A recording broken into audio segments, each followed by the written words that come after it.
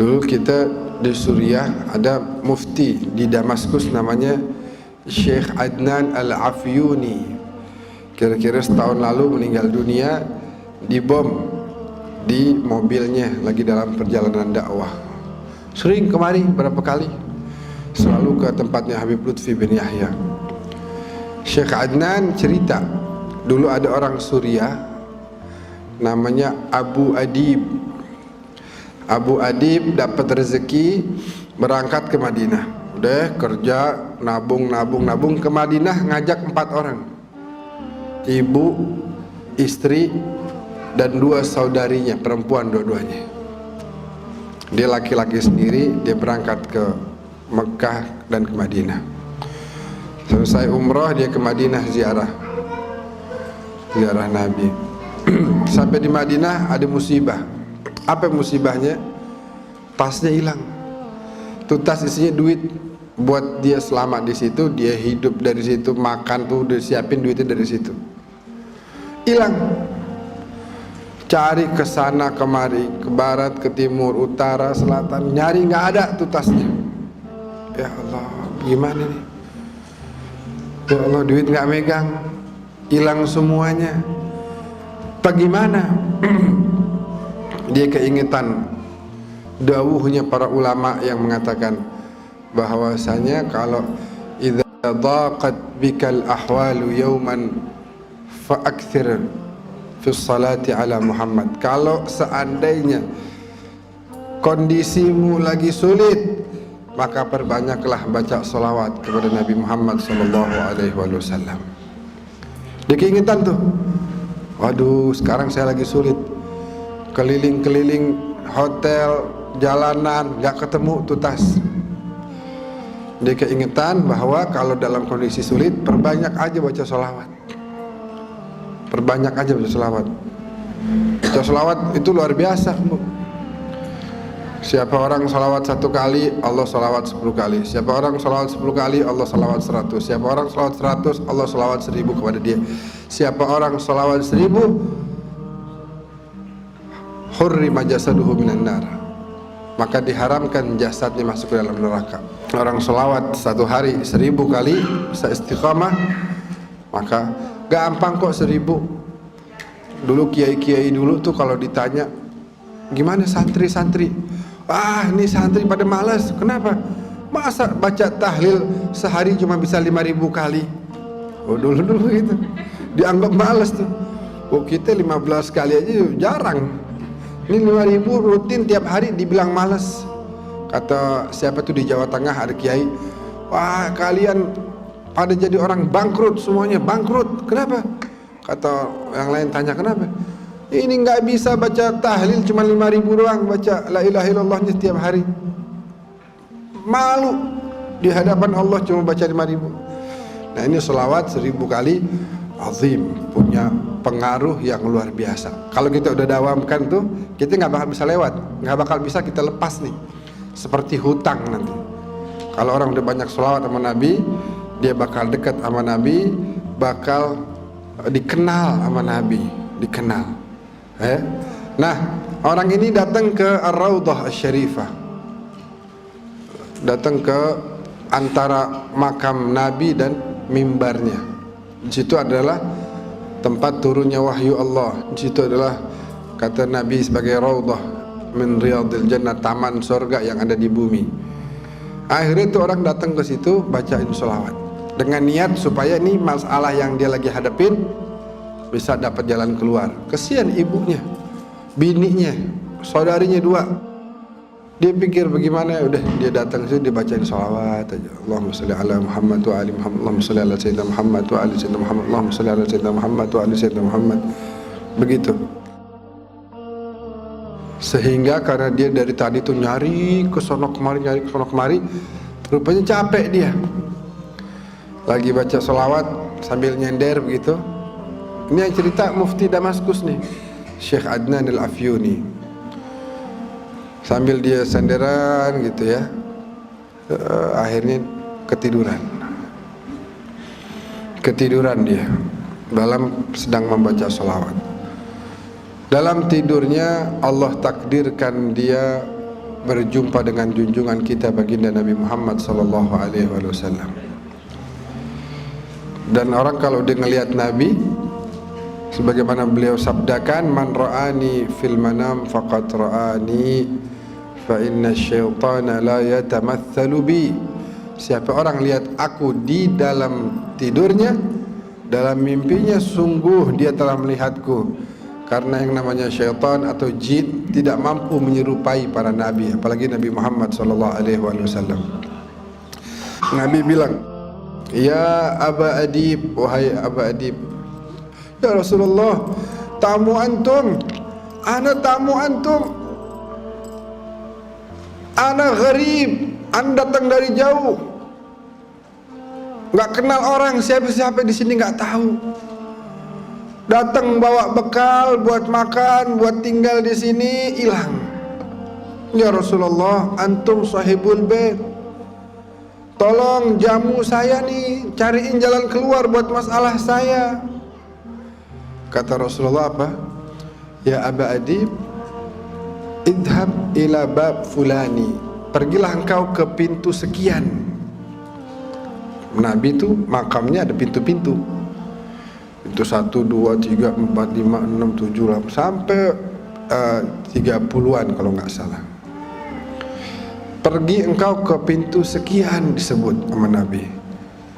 Nanti ada penjaga makam di situ, namanya Utsman. Bilang sama dia bahwasanya inna Rasulullah yuqri'uka salam. Nabi Muhammad bilang kirim salam sama dia. Bilang sama si Utsman, engkau setiap hari bersolawat 1000 kali kepada Nabi. Dan sekarang Nabi memerintahkan engkau untuk memberikan jalan keluar bagi saya. Cariin jalan keluar bagi saya. Terbangun dia nangis gerung luar biasa. Bagaimana enggak? Dia pandang tuh wajah paling indah. Dia dengar tuh suara paling merdu. Ya, dia lihat ciptaan Allah paling sempurna.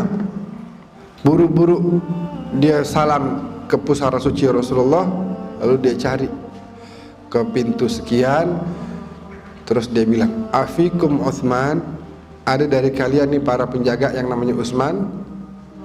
Terus satu orang bilang, "Hadza, ini orang ini si Utsman." Terus, "Boleh saya bicara sama antum?" "Boleh." "Ya Utsman, saya Abu Adib dari Suriah. Baru aja saya dalam mimpi melihat Rasulullah dan Rasulullah mengirim salam buat antum. Rasulullah bilang sholawat antum yang 1000 kali tiap hari beliau terima. Dan Rasulullah perintahkan antum untuk mencarikan jalan keluar untuk saya." Itu yang namanya Utsman nangis-nangis. Terus dia bilang, sini, kita ngobrol di kantor saya. Coba cerita gimana? Diceritain lagi. "Ya Utsman, saya Abu Adib dari Suriah. Barusan mimpi ketemu Nabi, Nabi kirim salam sama antum. Nabi bilang sholawat yang 1000 Nabi terima. Dan Nabi minta sekarang antum carikan jalan keluar bagi saya." "Antum ke rumah ana? Ayo antum ke rumah ana." Di mobil ditanya lagi, Gimana ceritanya?" "Wahai Utsman, ana Abu Adib dari Suriah." Ini 3 kali udah nanya nih. "Saya mimpi ketemu Rasulullah kirim salam sama antum. Nabi bilang sholawat antum yang 1000 udah beliau terima. Nabi minta antum carikan jalan keluar buat saya." Sampai di rumahnya disiapin makan. Sebelum makan ditanya lagi gimana ceritanya. Diceritain lagi. Selesai makan ditanya lagi. Lagi minum teh ditanya lagi. Akhirnya kata si Abu Adib, "Udah dah, capek juga nih. Ente percaya apa enggak sih? Dari tadi ada cerita udah berkali-kali. Gini aja deh, ente kalau mau percaya ahlan wa sahlan, silakan carikan jalan keluar. Tapi kalau ente nggak percaya, izinkan anak pulang aja. Mungkin ente anggap anak ini bohong." Tapi emang begitu, ana mimpi tadi begitu, apa adanya ana sampaikan. Kata si Utsman, laqad saddaqtuka min marratil ula. Dari pertama kali engkau cerita, aku udah percaya.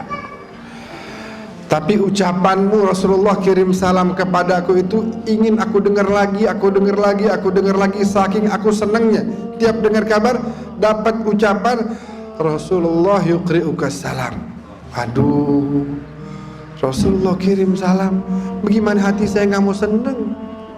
Ibu-ibu sekarang dibilangin Rasulullah kirim salam, waduh indah banget, jaminan sorga udah.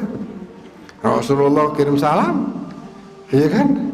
Bayangin Rasulullah kirim salam, assalamualaikum, assalamualaikum warahmatullahi wabarakatuh. Doa dari Nabi pasti diijabah oleh Allah Subhanahu wa taala. Kata si Utsman, anu udah percaya sama antum dari mulai antum cerita yang pertama kali. Tapi anu pengen dengar lagi, pengen dengar lagi. Tuh indah apa enggak Ibu? Indah kan? Katanya si Utsman akhirnya, sekarang semua keperluanmu aku yang tanggung. Engkau adalah tamunya Rasulullah sallallahu alaihi wasallam. Maka sebuah kemuliaan untuk saya menjamu tamunya kekasih saya Rasulullah sallallahu alaihi wasallam. Antum bisa bayangin tuh, kemuliaan yang didapat sebenarnya lebih kepada si Utsman daripada si Abu Adib. Kenapa? Karena dia mendapatkan amanah, kepercayaan dari Nabi. Nabi meminta kepadanya satu permintaan, dan itu kemudian menjadi penyebab kemuliaan bagi dia. Bagaimana dia bisa dapatkan kemuliaan tersebut? Dengan tadi, tiap hari dia baca salawatnya berapa? 1000 kali. Abu Adib membaca beberapa kali, kemudian Allah berikan jalan keluar atas masalah yang sedang menimpa dirinya.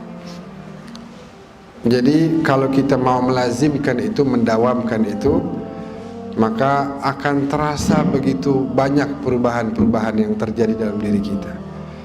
Baik itu yang sifatnya zahir, rezeki kita, kesehatan kita, perjalanan usaha kita, bisnis kita, semuanya akan mendapatkan kemudahan demi kemudahan.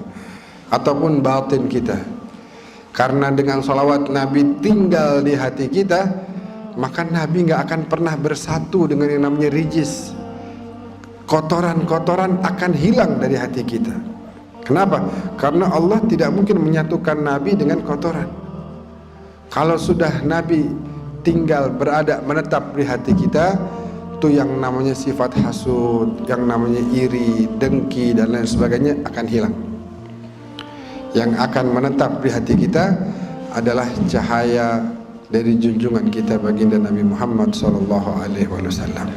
Amin ya rabbal alamin.